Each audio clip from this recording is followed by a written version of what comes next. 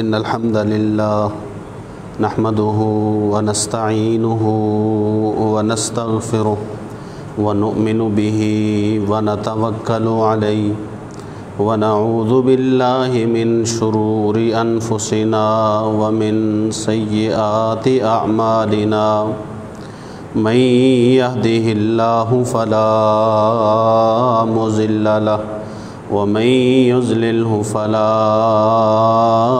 هادي له أشهد أن لا إله إلا الله وحده لا شريك له وأشهد أن محمدًا عبده ورسوله يا أيها الذين آمنوا اتقوا الله حق تقاته ولا تموتن إلا وأنتم مسلمون يا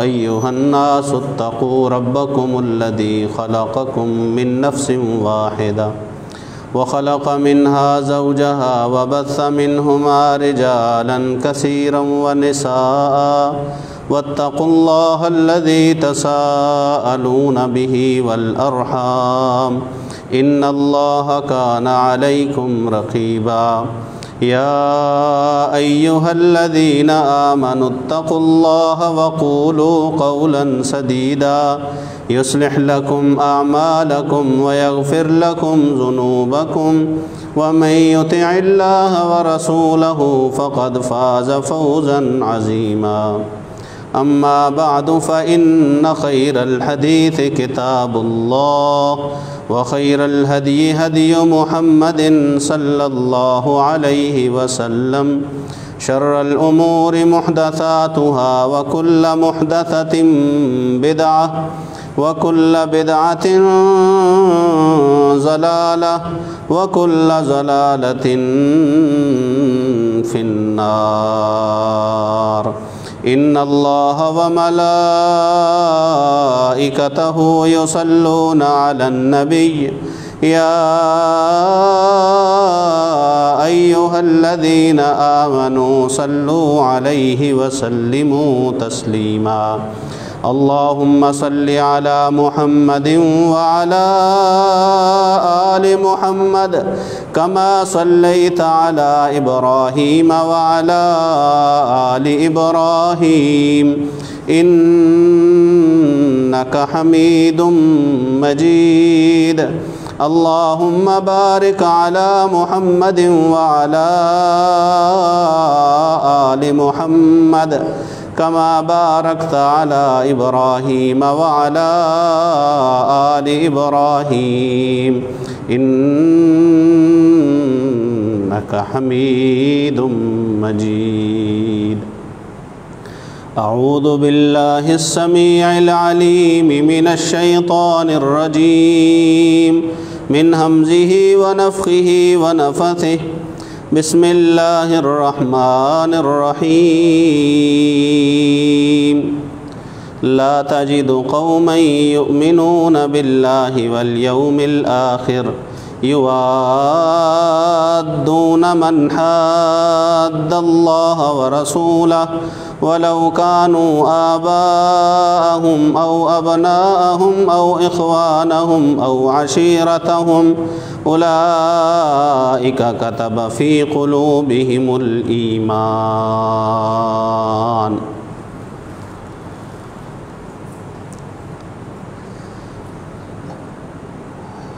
رسول اللہ صلی اللہ علیہ وآلہ وسلم کو رسول بنایا گیا، وحی اتاری گئی اور آپ صلی اللہ علیہ وآلہ وسلم پر یہ ذمہ داری ڈالی گئی کہ آپ نے اب اس اترے ہوئے پیغام کو لوگوں تک پہنچا دینا ہے، اور اگر ایسا نہ ہوا تو آپ رسالت کا حق ادا نہیں کر سکیں گے۔ اور نہ صرف یہ کہ پہنچا دینا ہے، بلکہ اس دین کو دنیا کے باقی ادیان پہ غالب کرنا ہے،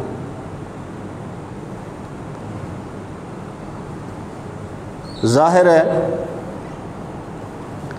ان دونوں کاموں کے لیے دین اسلام کی تبلیغ کے لیے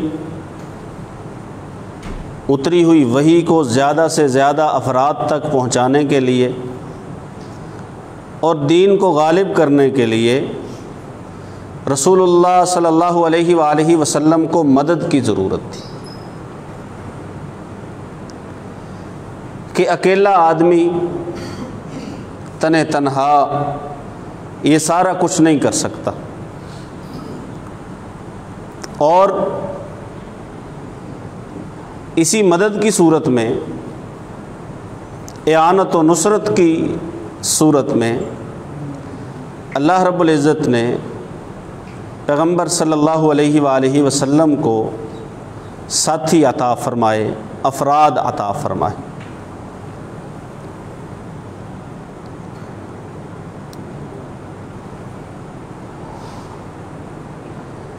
رسول اللہ صلی اللہ علیہ وسلم نے فرمایا، اللہ رب العزت نے لوگوں کے دلوں کو دیکھا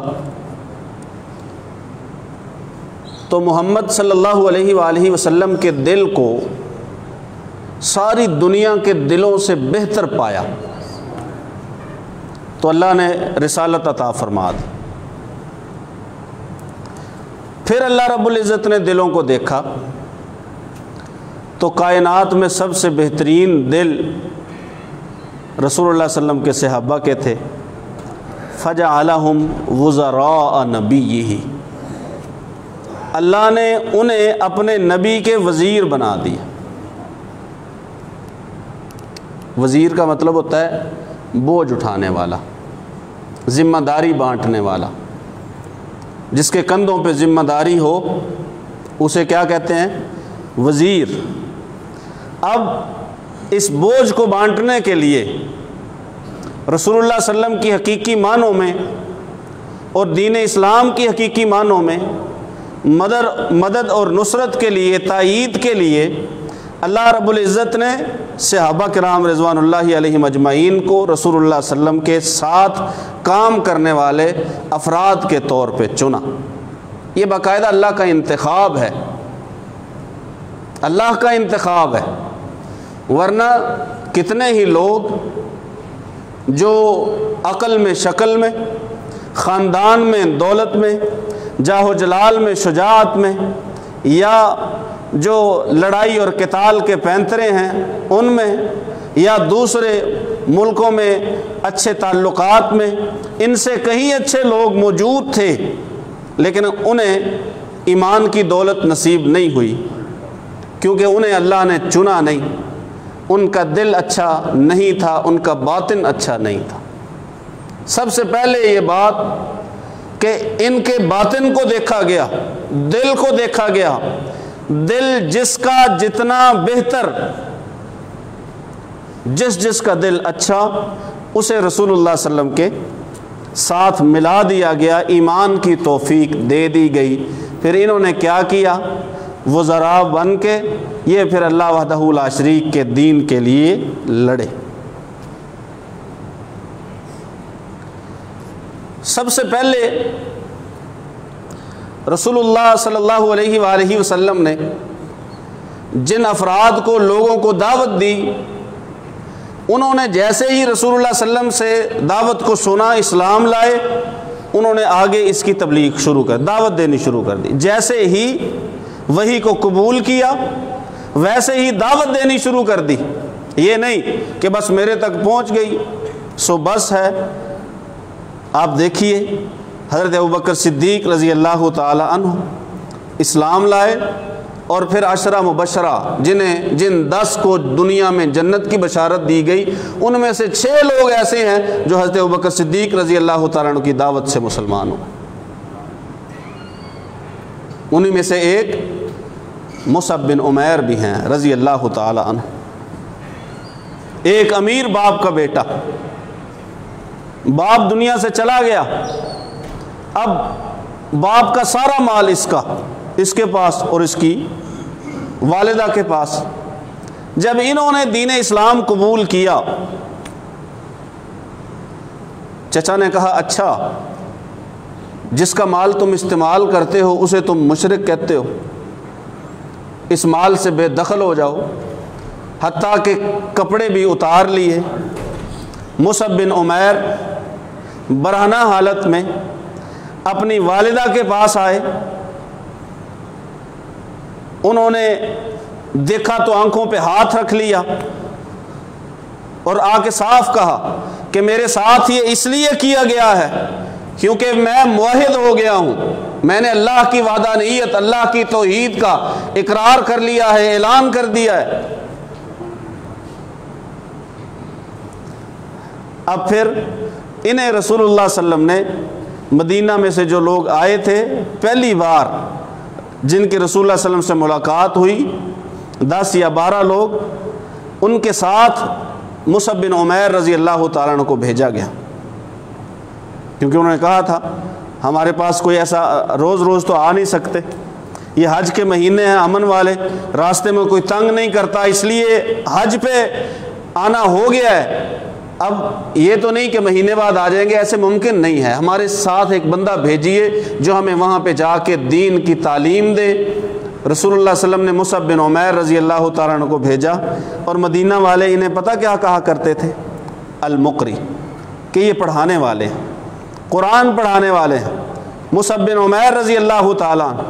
اور اگلے برس پھر یہ 12 لوگ تھے، اس سے اگلے برس رسول اللہ صلی اللہ علیہ وسلم سے ملنے 65 لوگ یا 75 لوگ آئے، جس کی وجہ سے ہجرت کا راستہ جو ہے وہ ہجرت کا راستہ کھلا۔ ایسے انہوں نے رسول اللہ صلی اللہ علیہ وسلم پہ آئی ہوئی ذمہ داری کو، کام کو بانٹا۔ رسول اللہ صلی اللہ علیہ وسلم کے کندھوں پہ جو بوجھ تھا، اس بوجھ کو اٹھانے میں رسول اللہ صلی اللہ علیہ وآلہ وسلم کا ساتھ دیا۔ حضرت علی المرتضیٰ رضی اللہ تعالی عنہ مسجد کوفہ میں خطبہ ارشاد فرما رہے ہیں، اور خطبہ ارشاد فرماتے ہوئے پوچھتے ہیں لوگوں بتاؤ سب سے زیادہ بہادر بندہ کون ہے؟ سب سے زیادہ بہادر کون ہے؟ لوگوں نے کہا آپ امیر المومنین بھی ہیں، پھر آپ کا لقب اسد اللہ ہے، آپ اللہ کے شیر ہیں، بہادری اور شجاعت میں آپ کے مد مقابل کون آ سکتا ہے؟ آپ کے برابر کون ہو سکتا ہے؟ کہا نہیں لوگوں بات سنو، میں تمہیں بتاتا ہوں کہ دنیا میں سب سے زیادہ بہادر اور شجاع بندہ کون تھا۔ ایک وقت تھا جب اطراف کعبہ میں بعض مشرکین نے رسول اللہ صلی اللہ علیہ وآلہ وسلم کو دبوچا ہوا تھا، ایک دوسرے کو ابھار رہے تھے، مارنے پہ ابھار رہے تھے کہ اسے قتل کر دیا جائے، اس کی جان لے لی جائے۔ تو ابوبکر صدیق رضی اللہ تعالیٰ عنہ تشریف لائے، کسی کے گریبان سے پکڑ کے کھینچ رہے تھے، تو کسی کی کمر سے پکڑ کے اسے پیچھے پھینک رہے تھے، کسی کو پچھاڑ رہے تھے، اور ساتھ کہہ رہے تھے اتقتلون رجلا ان یقول ربی اللہ، کہ ایسے شخص کو مارنا چاہتے ہو جو کہتا ہے کہ میرا رب اللہ ہے۔ کہا وہ تھے بہادر۔ جب سارے مخالفوں نے جمع ہو کے رسول اللہ صلی اللہ علیہ وسلم کو دبوچا ہوا، زد و کوب کر رہے، ارادہ قتل کر چکے، تو ابوبکر صدیق رضی اللہ تعالیٰ عنہ تشریف لائے، انہوں نے آ کے رسول اللہ صلی اللہ علیہ وسلم کو ان سے بچایا اور ان سے چھڑوایا، اور پھر انہیں وہاں سے لے گئے، بلکہ ایک روایت میں ہے کہ وہاں سے اپنے گھر لے گئے۔ یہ ہیں جنہوں نے رسول اللہ صلی اللہ علیہ وآلہ وسلم کے بوجھ کو، ذمہ داری کو بانٹا ہے، اپنے کندھوں پہ اٹھایا ہے۔ اب علی المرتضیٰ رضی اللہ تعالیٰ عنہ یہ بات کر کے بیٹھ گئے، جو اپنے اوپر چادر تھی اس چادر کو اتار دیا اور آنکھوں سے آنسو جاری ہوئے۔ کہا لوگوں بتاؤ، تاریخ الخلفاء میں، مسند البزار میں یہ واقعہ جو ہے حضرت علی رضی اللہ تعالیٰ عنہ کی مسند میں موجود ہے۔ بیٹھ گئے، کہا لوگوں بتاؤ وہ جو آل فرعون کا مومن تھا وہ زیادہ بہتر تھا یا امت محمد کا مومن ابوبکر صدیق رضی اللہ تعالیٰ عنہ وہ زیادہ بہتر تھا۔ لوگ خاموش رہے، سوال کو دہرایا، لوگ پھر خاموش رہے، سوال کو تیسری بار کیا، لوگوں بتاؤ، پھر کہنے لگے اللہ کی ذات کی قسم ہے، آل فرعون کے مومن کی، وہ جس نے فرعون کے سامنے کھڑے ہو کے موسیٰ علیہ السلام کے حق میں بات کی تھی، وہ آل فرعون کا مومن حضرت علی المرتضیٰ رضی اللہ تعالیٰ عنہ فرماتے ہیں اس جیسوں کی ساری زندگی اور ابوبکر صدیق رضی اللہ تعالیٰ عنہ کا ایک لمحہ، یہ لمحہ اس ساری زندگی سے بہتر ہے۔ یہ ایسے مومن ہیں۔ فَجَعَلَهُمْ وُزَرَاءَ نَبِيِّ، رسول اللہ صلی اللہ علیہ وسلم نے فرمایا اللہ نے جب دیکھا ان کے پاک صاف پاکیزہ مطہر ستھرے اور کشادہ دلوں کو، تو اللہ وحدہ لا شریک نے انہیں اپنے پیغمبر کا وزیر بنا دیا۔ اللہ وحدہ لا شریک قرآن مجید میں فرماتے ہیں کہ ہم نے رسولوں کو معجزات اور دلائل دے کے بھیجا، لقد ارسلنا رسلنا بالبینات، سورہ حدید میں، وانزلنا معهم الکتاب والمیزان لیقوم الناس بالقسط، ہم نے کتاب بھی اتاری اور میزان ترازو بھی اتارا تاکہ لوگ انصاف کے ساتھ رہیں، انصاف کو قائم کریں۔ وَأَنزَلْنَا الْحَدِيدَ فِيهِ بَأْسٌ شَدِيدٌ وَمَنَافِعُ لِلنَّاسِ، اور ہم نے لوہا بھی نازل فرمایا، اس سے اسلحہ بنتا ہے، بَأْسٌ شَدِيدٌ وَمَنَافِعُ لِلنَّاسِ، لوگ دوسرے کام بھی لیتے ہیں، لِيَعْلَمَ اللَّهُ مَن يَنصُرُهُ وَرُسُلَهُ بِالْغَيْبِ، لِيَعْلَمَ اللَّهُ، تاکہ اللہ دیکھ لے، اللہ ظاہر کر دے، اللہ سب کے سامنے لے آئے، مَن يَنصُرُهُ وَرُسُلَهُ بِالْغَيْبِ، کہ اللہ کے دین کی، اللہ کے رسول کی مدد کون کرتا ہے۔ کتاب بھی اتاری، میزان بھی اتارا، لوہا اتارا، اس سے اسلحہ بنایا گیا، کیوں؟ لِيَعْلَمَ اللَّهُ مَن يَنصُرُهُ وَرُسُلَهُ بِالْغَيْبِ، تاکہ اللہ دیکھے تو صحیح کہ جب ساری چیزیں میسر ہیں تو کون ہے جو اللہ کے دین کی اور رسول کی مدد کرتا ہے۔ کون تھے وہ لوگ؟ لا تجد قوما یؤمنون باللہ والیوم الآخر، یہ سورہ مجادلہ کی آخری آیتوں میں سے ہے۔ اللہ وحدہ لا شریک فرماتے ہیں تمہیں ایمان والی ایسی قوم کوئی نہیں ملے گی کہ جو اللہ اور اس کے رسول پر ایمان لائیں اور پھر اللہ کے مخالفوں سے دوستی بھی رکھیں، اللہ پر ایمان لائیں اور پھر اللہ کے دشمنوں سے، اللہ کے مخالفوں سے دوستی بھی رکھیں۔ جب ایمان لے آئے تو پھر اللہ کے دشمنوں سے دوستی رکھیں گے، یوادون من حاد اللہ ورسولہ، پھر اللہ کے دشمنوں سے کوئی دوستی نہیں، ولو کانوا آباءہم، چاہے وہ ان کے باپ کیوں نہ ہوں، او ابناءہم، یا ان کے بیٹے کیوں نہ ہوں، ان کے بھائی کیوں نہ ہوں، او عشیرتہم، یا ان کا خاندان، ان کا کنبہ قبیلہ کیوں نہ ہو، اولئک کتب فی قلوبہم الایمان، یہ وہی دل جنہیں رسول اللہ صلی اللہ علیہ وسلم کی وزارت کے لیے چنا گیا تھا، اللہ فرماتے ہیں اللہ نے ان کے دلوں میں ایمان کو لکھ دیا ہے، کتبہ لکھ دیا گیا ہے، فی قلوبہم، اللہ دلوں کے اوپر نہیں، اللہ قلوبہم ہوتا ہے دلوں کے اوپر، فی قلوبہم دلوں کے اندر، دلوں کے اندر بہترین دل والے لوگ، رسول اللہ صلی اللہ علیہ وسلم کے ساتھی اور رسول اللہ صلی اللہ علیہ وسلم کے مددگار اور رسول اللہ صلی اللہ علیہ وسلم کے وزراء، رسول اللہ صلی اللہ علیہ وسلم کا بوجھ اٹھانے والے، رسول اللہ صلی اللہ علیہ وسلم کا دفاع کرنے والے، رسول اللہ صلی اللہ علیہ وسلم کا ساتھ دینے والے۔ مصعب بن عمیر مدینہ میں ہجرت کی راہ ہموار کی، وہ جو کبھی شام سے 200 درہم کا اس کا ایک سوٹ بن کے آیا کرتا تھا، پنڈت نہرو کے بارے میں کہا جاتا ہے اس کے کپڑے پیرس سے سل کے آتے، شام سے ایک جوڑا 200 درہم کا، جنگ احد میں شہید ہوئے۔ شہید کیسے ہوئے؟ شہید ویسے ہی ہوئے جیسے جعفر طیار رضی اللہ تعالیٰ عنہ شہید ہوئے، جھنڈا تھاما ہوا، ایک ہاتھ کٹا دوسرے میں تھام لیا، دوسرا کٹا تو جو بازوؤں کے بچے ہوئے حصے تھے ان میں تھام لیا۔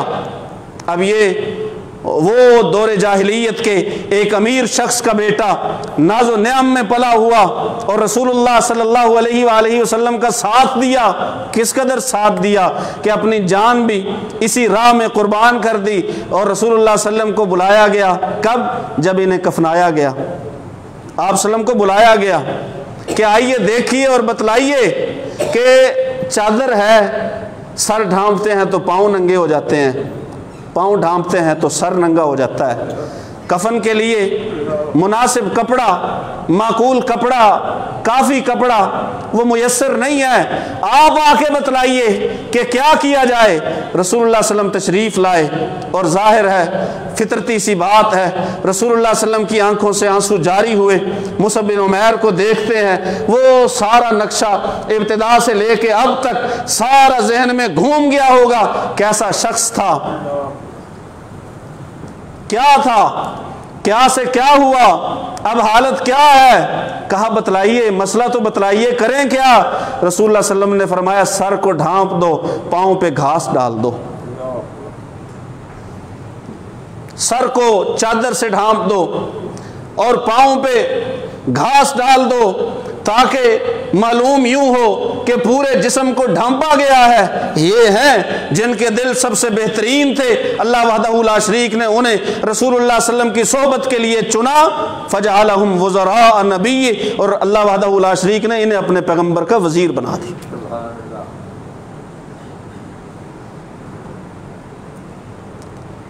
اللہ کے چنیدہ لوگ، اللہ کے پسندیدہ لوگ.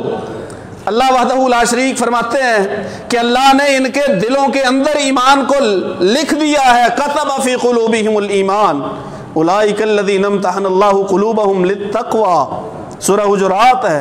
اور یہی تو ہیں جن کے دلوں کو اللہ نے آزمایا تقوی کے لیے.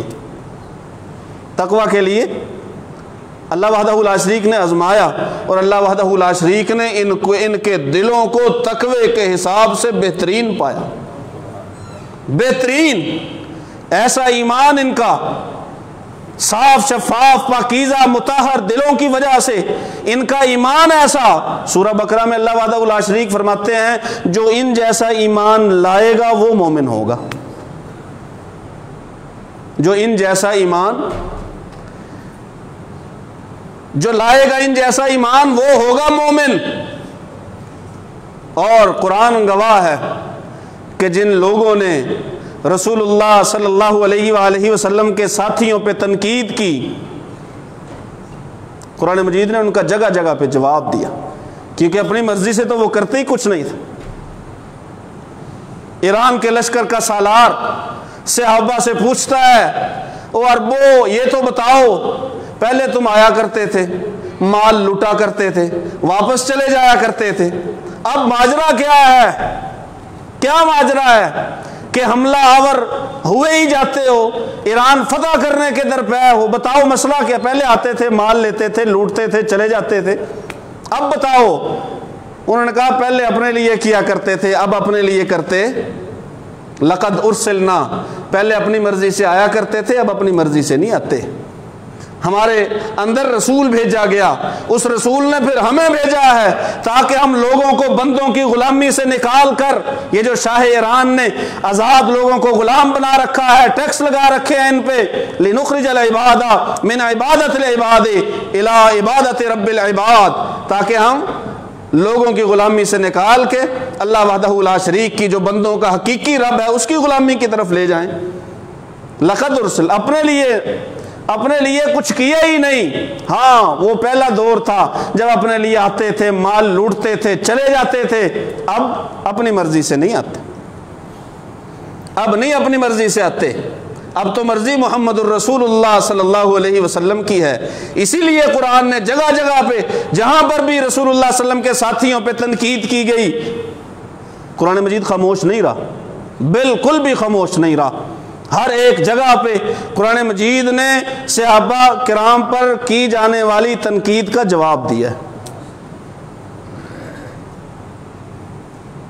اور ان لوگوں کی مشکلات کو بیان فرمایا ہے کہ کن مشکل حالات میں، کٹھنائیوں میں انہوں نے محمد الرسول اللہ صلی اللہ علیہ وآلہ وسلم کا ساتھ دیا.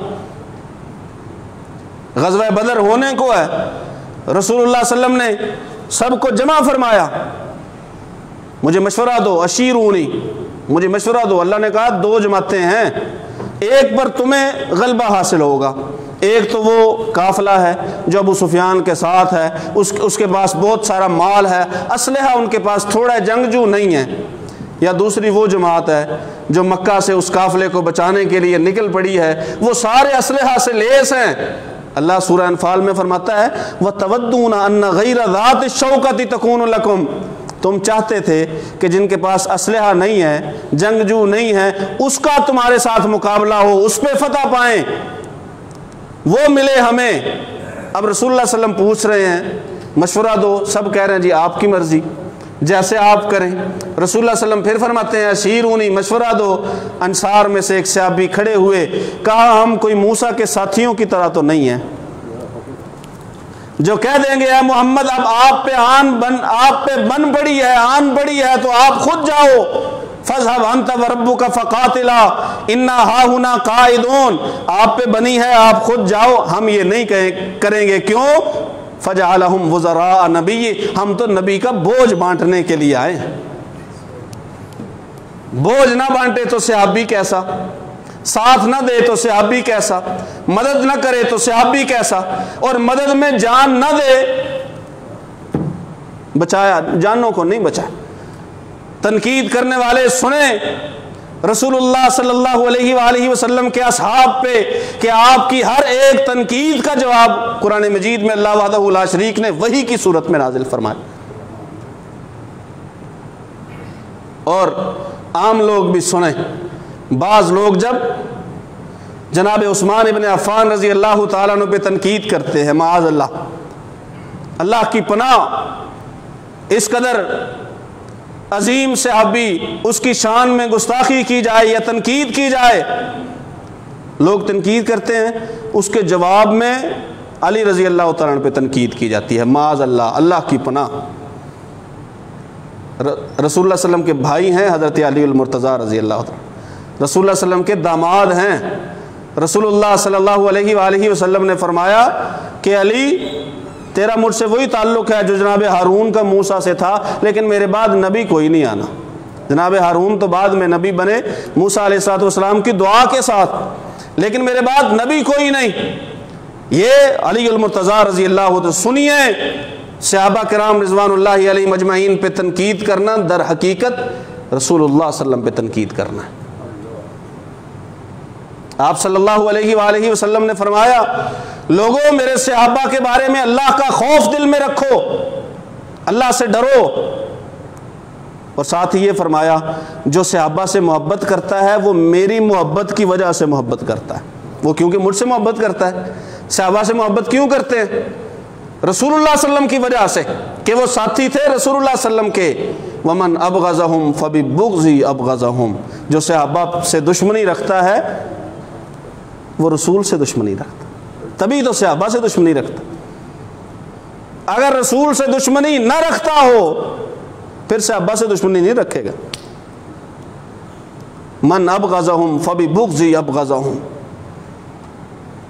تنقید کرنے والے یاد رکھیں، کوئی جناب عثمان ابن عفان رضی اللہ تعالیٰ عنہ پہ تنقید کرے یا جواب میں جناب علی المرتضیٰ رضی اللہ تعالیٰ عنہ پہ تنقید کرے، یہ دونوں دشمن کے اعلی کار ہیں، یہ ایمان کا کوئی فائدہ نہیں کر رہے، مومنوں کا اسلام کا کوئی فائدہ نہیں کر رہے۔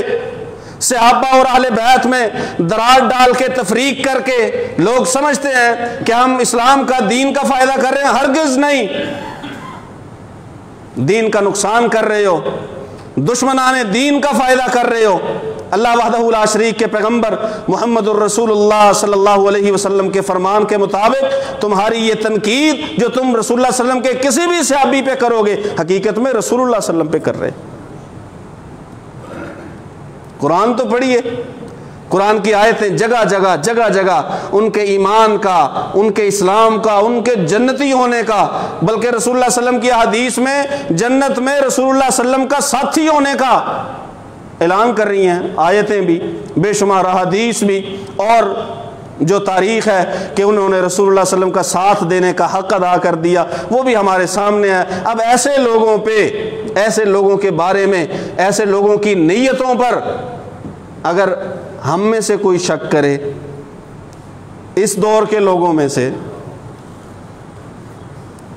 جن کا ایمان اور اسلام وہ نہ ہم سے مخفی ہے نہ آپ سے مخفی ہے، یہ لوگ، آج کے لوگ کسی بھی صحابی کے بارے میں، اس کی نیت کے بارے میں بات کریں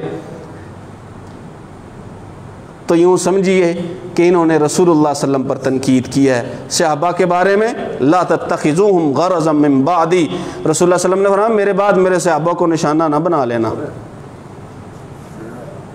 نشانہ نہ بنا لینا۔ صحابہ کے بارے میں بحثیں، صحابہ کے بارے میں بحثیں، ایک کی تعریف تو دوسرے پہ تنقید، ایک پہ تنقید تو دوسرے کی تعریف، ہرگز ایسا نہیں۔ اللہ وحدہ لا شریک نے جہاں پر، اسلوب ہے قرآن کا، جہاں پر تذکرہ فرمایا اصحاب کا، اکٹھا تذکرہ فرمایا، نہ صرف ان کا بلکہ ان کے جو پیروکار ہیں ان کا بھی ساتھ ہی تذکرہ فرما دیں۔ یہ اسلوب ہے قرآن مجید کا، اور ایسے ہی اسلوب ہے رسول اللہ صلی اللہ علیہ وسلم کے فرامین مبارکہ کا۔ اللہ سے دعا ہے اللہ سن سمجھ کر عمل کی توفیق نصیب فرمائے۔ وما علیہ